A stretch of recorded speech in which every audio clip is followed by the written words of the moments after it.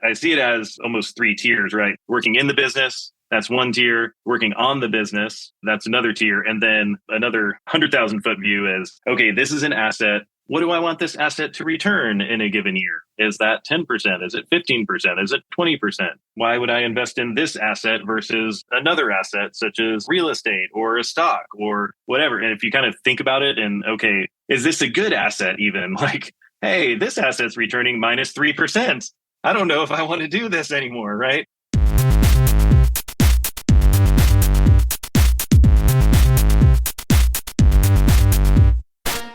Welcome to Evolved Radio, where we explore the evolution of business and technology. I'm your host, Todd Kane. This episode is brought to you by Evolved Management Training Courses, a whole series of courses built specifically for your MSP training needs.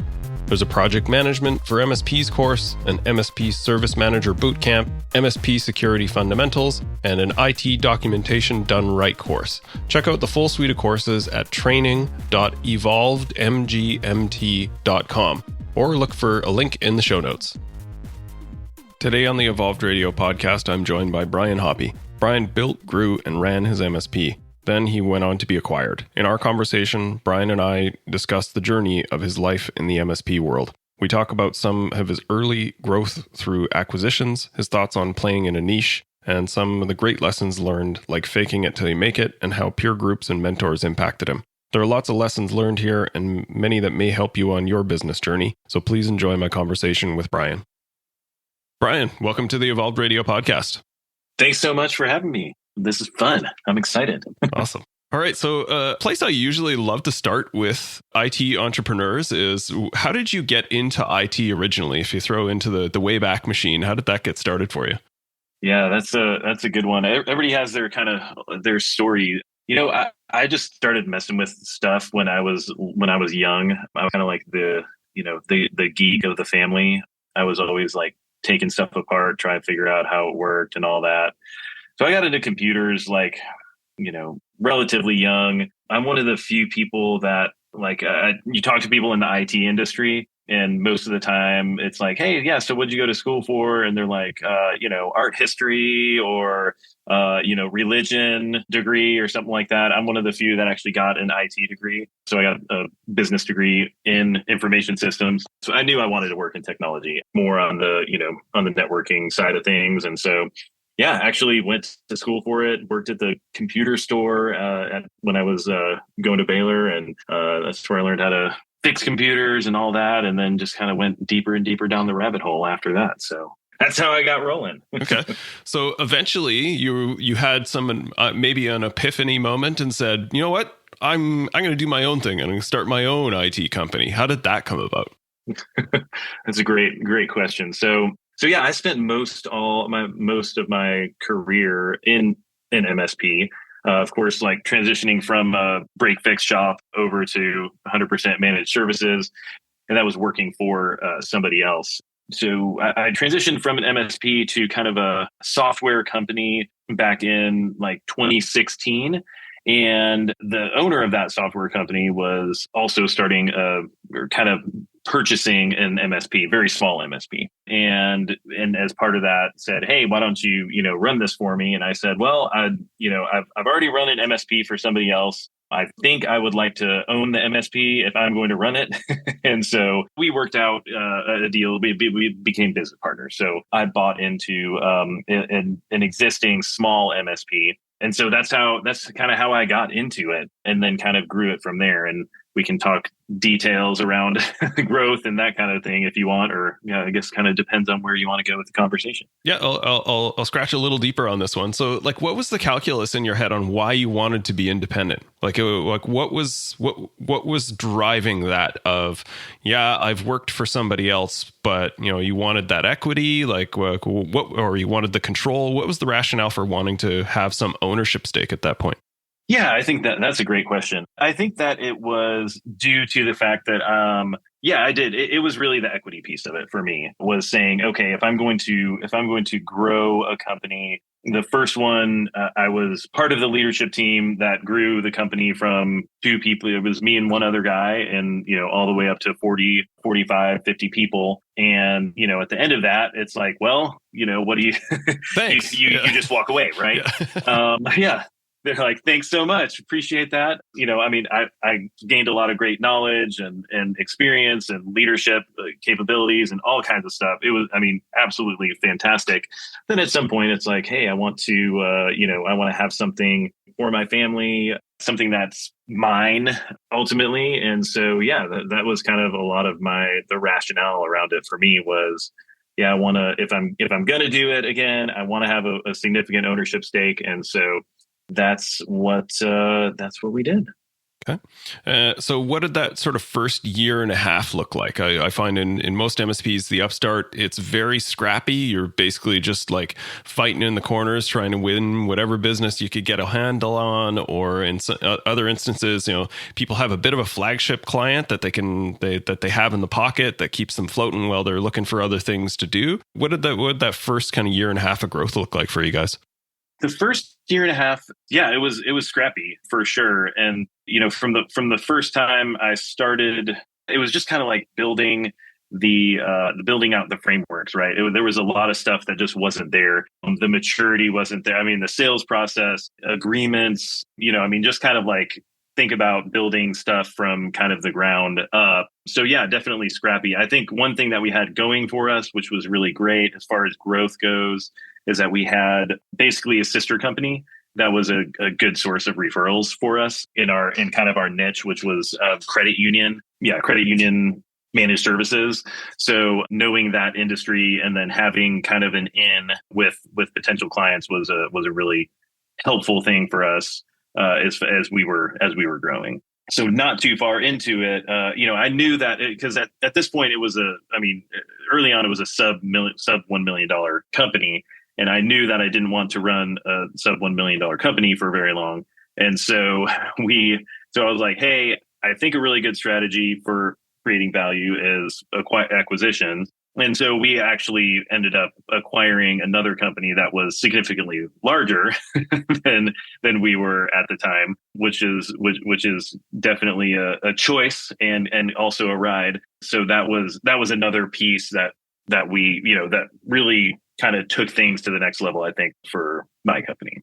Okay. So that's an interesting aspect. Like, what was the jiu-jitsu for the smaller company acquiring the larger ones, and how did you guys sort of finance that, being a smaller company? I guess you had some friends in the credit union. Did that come into play? Right. The credit unions did not finance any of that. No, I think it was a function of, a business partner for me that was, was able to bring some, I don't know, oomph to the table as far as buying somebody larger. We had kind of another company that was kind of helping in that journey. Significant amount of owner financing, significant amount of earnouts, portion of the purchase price as well. So those few things, obviously you got to come up with a chunk of money, but it was very well. I think we just did a really good job at structuring the deal where it made a lot of sense based on where we were at, and it could, it essentially could more or less pay for itself over time, which was really, really nice. So valuations at the time were not what they are currently. And so, I think we did pretty good, on purchase price. And then, kind of, it was very accretive towards the value. So, okay. Did you sort of maintain that as a growth strategy? Like, was there a lot of M&A for you guys kind of in the early period, or was it just sort of this one was an anomaly and then you were on to other things? What did the growth kind of after that look like?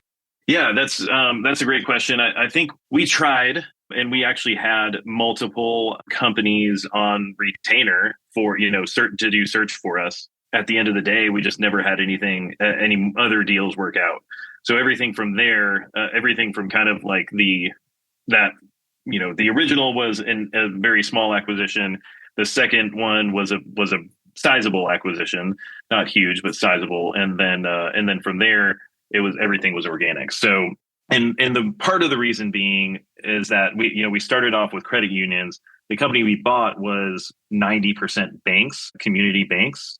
And so I really wanted to hold on to our niche, and I didn't want to, to that vertical focus. And I didn't want to just branch out into, hey, we do IT for everybody. We were really focused in the financial services space. And I think that was, that was a really solid move. And if you can possibly do that, that's like a really, really good way to go. Not only for profitability, but also value. I mean, I think it adds a lot of strategic value to in a potential sale down the road as well. So definitely highly recommend that for those who are able. Yeah, so I think that's a great place to explore, because I find this is obviously, I think, a fairly controversial area, right? Around, like, people always say, like, you should niche. And it's difficult to do because it requires some discipline. I find one of the probably most difficult piece around niching is that it restricts your sales funnel, like, really aggressively. Whereas, like, before, you're small, you're in that scrappy period of trying to win whatever business you can. And then you decide on a niche and you have to start turning away a lot more business than small businesses will be comfortable with, of like, we could be growing, but this isn't the type of businesses we want to do business with. So we have to keep turning these people away. I find that is a really difficult thing for people to wrap their arms around. So, like, how did you think about that, about defending against the work that you kind of didn't want to do, despite the fact that it was real revenue that you could win early, right? Yeah, I mean, I would say we took on some that in retrospect I probably wouldn't have.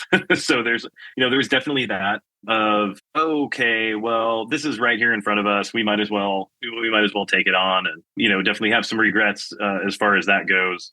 It's a huge discipline thing, and I think for me it was like I just remember a lot of my peers being like, don't, like, stick with it, man, stick with the niche. We all wish that we were like, so that we were doing that we're doing what you're doing, like, stick with it, don't let it go. And so yeah, I mean, ultimately it was, it did require some discipline, and we did take on, it wasn't 100%, but it was very high. That's what I would say on that. It's hard, but it definitely pays off if you can manage to stick with it. Yeah. Okay.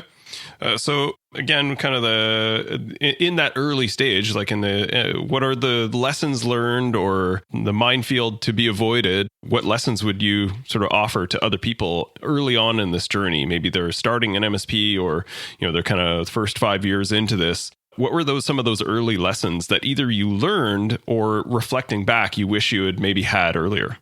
Yeah, great question. I would start by saying, figuring out how to act like you're a much more mature company than you are, if that makes sense.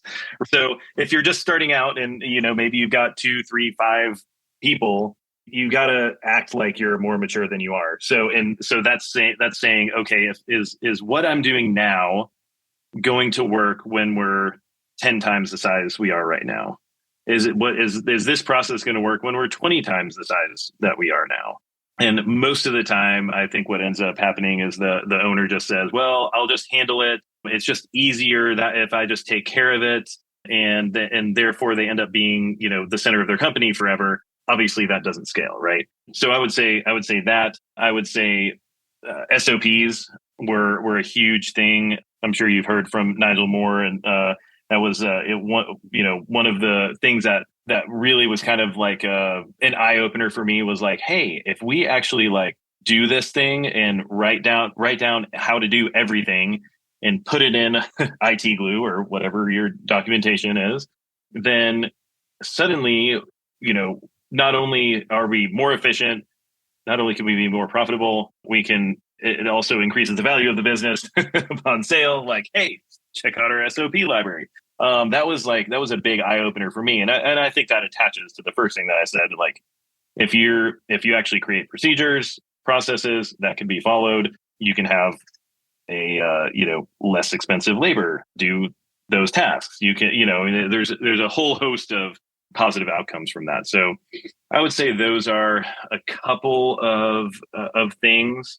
Yeah. Another thing for me that was huge was peer groups. That goes back to even before I owned my company, and was part of peer groups for a long time.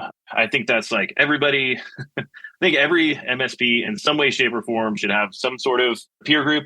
and some sort of mentor or coach.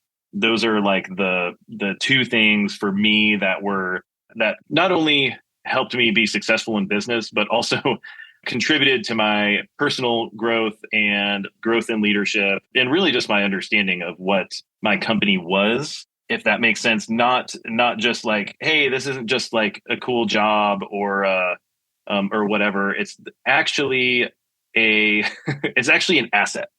Like, and how do you think about it as an asset and not as, not as a job that I have or or that kind of a thing. And what do owners of assets, how do they treat that investment, et cetera, et cetera. Yeah, I could go on and on about lessons learned in from peer groups and coaching and that kind of a thing. But I think those are two things that really contributed. I like the way that you put that. Like, I don't think I've ever heard that description of treating your company as an asset. I think like things like that, but I think that's a really succinct way of people visualizing in a fashion. Like everyone talks about sort of the working on the business, not in the business. But I think if you actually visualize it as an asset, like how are you treating it? What are you doing with it? And how do you visualize it in the future? Because to me, like if you're visualizing your business as an asset, you're automatically already on the outside looking at the business, and it sort of externalizes that and removes you from the inside of it and automatically puts you in that position to be able to understand it differently. I think that's a really powerful way to sort of position that psychologically. I like that. Mm-hmm. Yeah, well, 100%. And I think you hit the nail on the head. So like I see it as almost three tiers, right? Working in the business, that's one tier. Working on the business, that's another tier. And then another 100,000 foot view is, okay, this is an asset. What do I want this asset to return in a given year? Is that 10%? Is it 15%? Is it 20%? Why would I invest in this asset versus another asset, such as real estate or a stock or whatever? And if you kind of think about it and, okay, is this a good asset even? Like, hey, this asset's returning minus 3%. I don't know if I want to do this anymore, right? I mean, yeah, at some point that clicked. And that was through the power of peer groups and being, just being in the industry and having conversations and all of those kind of things. It was, I think that was a powerful moment for me. And it's a really good way to look at things. Yeah. Very cool. Just to flip back to the acquisitions really quickly as well, like I wanted to explore sort of similarly the lessons learned, but more specific to the acquisitions, because as you kind of alluded to, like valuations are a little nuts. Like 4 years ago, I was like, valuations are nuts, and they just continue to go up. So, I mean, like there's never really been a better time to look at selling your business. I think acquisitions is still a decent growth strategy. A lot of people talk a lot about wanting to acquire. It's sort of an interesting period for that as we go through kind of what I view as sort of this expansion and collapse of the industry. And it's trickier to find good assets nowadays. I think that's definitely one of the tougher things is that a lot of the sort of the easy acquisitions have been done, but still a ton of interest in that area. Any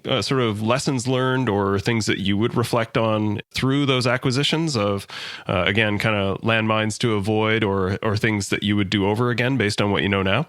Yeah, absolutely. I mean, I think that if I could have found, 5 more of what the same thing that we did, I would have been, really ecstatic. But yeah, so what I'll say is to start, I think that growth by acquisition is a great strategy. Second, I would say that if a company is already on the market and broker, has a broker or something like that, you're probably in a tough spot of whether whether it's going to be a good buy for you, right? So I'd much prefer the method of either going out myself and trying to find companies to buy that are not on the market, and or having a buy side consultant or acquisition experts there, in which there's several in our industry that that specialize just in the buy side, and they are cold calling and they're out all the time talking to people who might be interested. I think you have a much better shot at getting a solid deal, not like you're trying to pay way less or something like that. You want it's fair and all of that kind of stuff, but you're less likely to have a lot of competition and that kind of thing because you're building that relationship with them, right? So that would be one. Yeah, and then I think the other thing is it is always harder than you think to integrate um, companies. And so, I mean, I think most people know, but majority of the value comes in, or the value increase comes into play when you actually have integrated systems, processes, all of that kind of stuff, because you're buying one thing instead of two separate, right? So if you buy a company and then leave it on all of the, all the same PSA and RMM and all that and everything separate, well, it's just maybe the books are combined, but you still really have two companies, right? So the integration process, obviously critical, it takes a lot longer and is a lot harder than you think it's going to be. And then definitely turnover is an issue, and both employee and customer turnover. Definitely, I think harder than I thought or planned. And I had done acquisitions in my previous company before. So as CFO and whatnot, I had done acquisitions and integrations and all that. And obviously you always lose some, but it was difficult for sure, like overcoming those those obstacles, because you buy an asset, you're expecting clients, and so you got to price in some churn. But if you lose your top three within 2 years, then it's like, oh wow, this has really changes the numbers. I'm not saying that's what happened, but It could potentially get a lot more expensive than what you had anticipated, basically, right? that is correct. Yeah. That is correct. So I would say that's another big piece from my perspective on the acquisition side of things. What about the cultural side? What did you see there? Yeah, well, so on the cultural side, for me, culture has always been like the most important, one of the most important, if not the most important thing in the companies that I have led, because I think that culture is kind of like it can be a superpower. Like for the most part, MSPs do a lot of the same stuff. It's becoming relatively commoditized, right? So one MSP from another, definitely there's some differentiation, but I think that your culture is like your greatest superpower. And if you have a culture that's strong, that's good, that's solid among the team, they're going to do a really good job servicing your customers. And so, yeah, that's a huge piece of it. At the end of the day, I was really thankful because the cultures matched pretty well. And as we kind of built that in, so like one thing that I would do is every week or every other week in our team meeting, we'd always talk about values as a like, it's not like the thing that you put on the wall. This is, actually what we do, right? These are our values, and we're going to talk about them every time we get together. We're going to talk about our big, vision. We're going to talk about our core purpose, and that like starts to build it into the fabric of the company. Yeah. So sorry, going back to the acquisition piece of things, at the end of the day, the people who didn't fit self-selected out. I mean, that's the long and short of it is if you're really building and pushing the culture that you want inside your company, the people who don't want to be a part of it are going to go find something else to do. Yeah. And if not, then they don't follow the values, then eventually you've got to have a hard conversation of like, hey, either you follow the values or you don't belong on the team. So let's have that hard conversation, which is never fun. But yeah, that's kind of how I would characterize, the culture side of things. And we were still relatively small. I mean, at the acquisition time, we had, maybe 20 people in total. And so it was still like we could really, we build that culture how we wanted it to be built. So yeah, that's what I would say about that. Okay. So a little flash forward, you were at 20 people, kind of the early growth stage, got some boosts from some acquisitions and being very intentional about how you were building your business. What did it look like sort of in the later days? Like you're now exited, and what did that business look like sort of in that later stage of the business?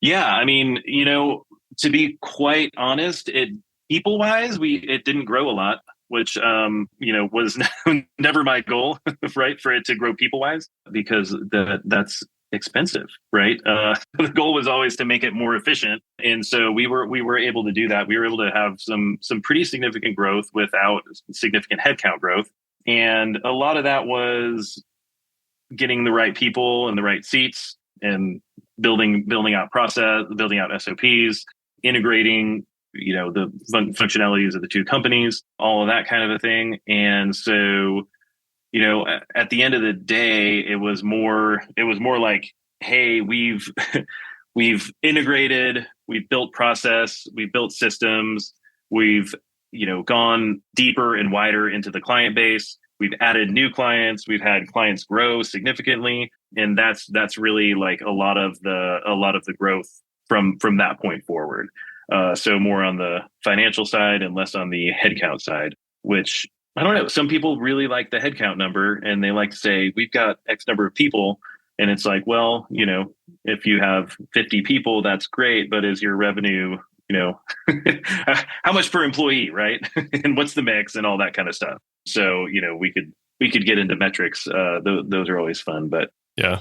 Well, I guess like maybe like just perspective of like at that early scrappy phase, you'd done that integration, you're around 20 people. Like what was the sort of your revenue, your top line revenue at that point versus like when you sold? Like just because I'm curious, like I agree with you. It's not always headcount. It's even not always revenue. Like those are sort of vanity metrics in a lot of ways. But I'm just curious about the perspective of like from what to what, basically. So just figure roughly double. I mean, I don't want to do numbers, throw out exact numbers or anything, but yeah, I mean, just figure roughly double, but maybe a little bit less than double. Okay. But so like, and that's totally fair. Like we don't need to sort of dig deep on numbers at all, but I think like, so that's exactly what I wanted to understand is like double is a lot without a lot of head growth. Like, I think a lot of people are like, what, really? Like, okay, that's possible type thing. So I think that perspective is unique and interesting. Yeah. To be fair, it's probably not quite double, but significant growth. And yeah, I mean, sometimes you got to find ways to be scrappy, right? I mean, part of it, I mean, the pandemic was in there as well. And that was difficult. I mean, we had some rough quarters for sure. So it wasn't all like sunshine and rainbows by any means, but yeah, but we were able to grow it and keep the headcount down. And that was, I mean, that's just great people. I mean, like realistically, and I like, by the way, let's just say like I had the most fantastic leadership team that I've ever worked with. And they kicked so much butt. I mean, great operational people, great financial people. My goal was never for it to be like all about me. I was like, hey, I want to actually be involved in as little of the day-to-day as possible. So please, like, you go kill it. And like, we'll do our level 10s. We'll meet one-on-one, all of that kind of stuff. I'm not going to tell you what to do and when to do it, but like you go kill it. And then let me know when you have a problem. Right. And so all that to say, it was not just me. It was a kick butt leadership team. And just a fantastic team as well, all the people. So yeah, so I consider myself very lucky to have found the right people that could make a lot of this stuff happen. So okay. All right, so to flip around sort of where we began to where we're heading and sort of towards the wrap up here is like, I asked you kind of where, like, what was that moment where you're like, I'm going to start my own IT company? Like similarly, where were you where you kind of decided, you know what, I think I'm ready to sell this thing? What did that look like? How do you, like, was there a realization? Did the pandemic play into this at all? And how did that happen? Yeah, man, that's another, we could do an hour on that story. Yeah. So where to start with that? I would say a conversation was started with a potential purchaser. And so at that point, I thought it was way too early as far as like what my goals were, what our goals were for the company and, to make an exit and all that kind of a thing. So the first conversation with private equity was kind of like, whoa, why are we even having this conversation? Because I was just like, we've got 5 more years. There's at least maybe 10. I don't know. And that kind of turned into okay, well, maybe it's worth thinking about. And then that turned into multiple conversations with different companies, and then and then at some point in there, it turned into okay, this could make a lot of sense to do right now, even though I thought that it was going to be much later. And so, I don't know if there was a moment per se, as much as, okay, I think that the way that the valuations looking and, and just the way the market was looking at the time, it was like, okay, this makes it seem like, yeah, this is the right time to, to pull the trigger on it. And it was a good move. At the end of the day, it was a great move.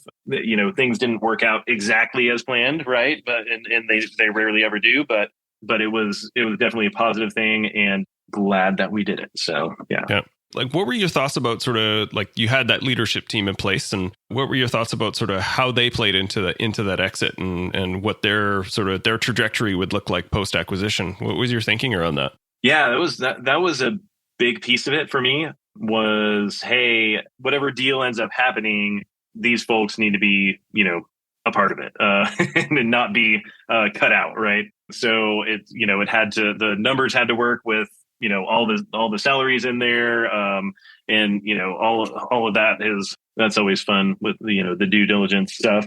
But yeah, the numbers had to work with everybody in there, and employment agreements and all of that kind of stuff. So that was like, for me, was a huge piece of whether or not I was willing to, to do a deal, for sure. And, everybody made the transition, and not everybody, enjoyed it afterwards necessarily as much as as we thought. And so, so some still there, some no longer, but everybody had a shot. Right. Yep. And so, yeah, things never end up exactly how you think they're going to. One of my favorite quotes I say a lot is from Mike Tyson. Everyone has a plan till they get punched in the face. I think it's similar. The Patton quote is, what is it? A strategy never survives first encounter with the enemy, right? So like it's, and not that it's an adversarial situation, but just to that point of like, yeah, you can think and plan all these things all you want, but they never really go exactly the way that you would envision when there's more than two parties involved, essentially, right? Exactly. Two or more, yeah, exactly. And so, things change, right? I mean, in any acquisition, things change. Culture changes, as we talked about. Sometimes, yeah, you can vet as much as you want, but you never know how it's gonna be until you get in there and spend time in it and all of that. And so yeah, you've got to, you make plans, and then you also write everything down in case it doesn't work out, right? So if it doesn't work out, here's what happens: X, Y, and Z. Okay, great. Well, we know. So here's a worst case scenario or whatever, but at least you know what's going to happen, right? Yeah. If you write it down. Right. All right. So before we started, I usually ask people to tell me what they had for breakfast, and you gave like a very common response, which is nothing. And you mentioned being very early on in the intermittent fasting train. I'm curious, sort of like how that plays into your thoughts about sort of health and well-being, because I think this is something that is actually, I want to maybe touch on a little more in general in some of the content that I'm doing, because like this is something that I've been very intentional about in my life, and I think it's something that doesn't get the necessary attention in our industry. All right, like we're not a terribly healthy cohort of people in our industry for the most part.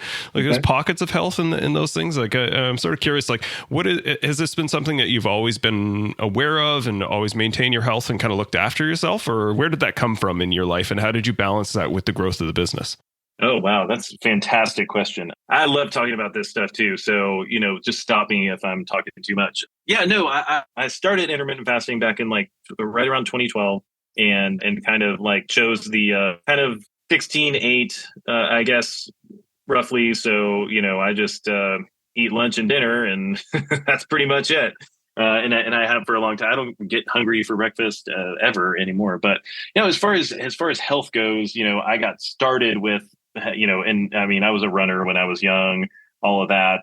I got started with weightlifting when I was in high school and in college. Kind of fell off the wagon a little bit, and like later on in college and early in my career as far as health goes, and then kind of right back into it. I ran a marathon back in 2009. Or actually, I like to say I ran 2 marathons, my first and my last, was back in 2009. So I won't be doing that anymore. But I'm still an avid runner. I spend doing something every day, whether I take maybe a day off a week, but pick up basketball most mornings, or a run, that kind of thing, and have stuck with weights as well. And yeah, I mean, for me, it's just an essential part of life, and it's where I get energy from. Is that exercise and exertion, and one of my biggest fears is like getting some kind of like catastrophic leg injury to where I can't run anymore, or or run around or be active, because it's just what I love to do. I don't love it all the time, but yeah. And then I will say this, and I don't know if you've heard of this book yet. There's a relatively new book out called Outlive, which is by Dr. Peter Attia, and I think it should be required reading for anybody who wants to live for a long time and have a healthy lifestyle. Fantastic book. It gets a little nerdy, health nerdy, but we're nerds, right? Kind of. So we can handle that. Definitely highly recommend that. Have you heard of that one? Yeah, absolutely. No, I follow Attia. Interesting. Like the one I found really interesting was he was sort of the basis for this documentary with Chris Hemsworth. What is the name of it? I'm now blanking on this. But it was basically a National Geographic documentary about like longevity and stuff, and it was based on sort of his meeting with Attia and Tia doing sort of a full assessment on him, and then they do like this like 5-part series on longevity and health and well-being. It's a really, really cool series, like, and it kind of encapsulates in a very consumable fashion a lot of these things that I've been kind of learning through my history. But yeah, Attia is fantastic because like he's very relatable and puts sort of the science into an accessible format and makes it somewhat entertaining as well. But there's just an ocean of this information now. I really hope it's sort of gaining that level of popularity that people start to pick up on it, because I agree, like to me it's non-negotiable, right? Because it's so foundational in my life that it's accretive. It does all the things that I need for the other parts of my life. Often feel people, especially busy entrepreneurs, they're like, well, when am I going to have time for this? I'm like, that's not how you should think about this. It's like, when am I going to make time for this, right? Like, it has to be prioritized because it's so crucial to everything else you do, right? Yeah. And there's a lot. A lot of I don't know, cliche things, but it's like, at the end of the day, it's, are you working to live or living to work? And hopefully you don't get to the end of your career and then you've got none of your health left, and it's like, what was all that for, right? Yep. I want to be as active as I am now when I'm 20, 30, 40 years into the future, and how do you plan for that? How do you make sure that can be the case, right? Yeah. So absolutely agree with that for sure. Awesome. Well, this has been great, Brian. We'll appreciate kind of all your lessons learned and inputs. If people want to connect with you and hear a little bit more about your journey and the things you're doing now, where should they look for you? We'll make all the links available on show notes and things like that. But any call outs or things that you would point people to? Yeah, absolutely. I mean, brianhoppy.com, that's my website. I'm real active on LinkedIn, so definitely hit me up there. I'd love to connect. I love talking about this stuff. So anybody that has any questions or thoughts or anything like that, I always love to connect. So absolutely. And really appreciate you having me. This has been fun. Awesome. Take care, Brian. All right. Thanks. Part of the MSP Radio Network.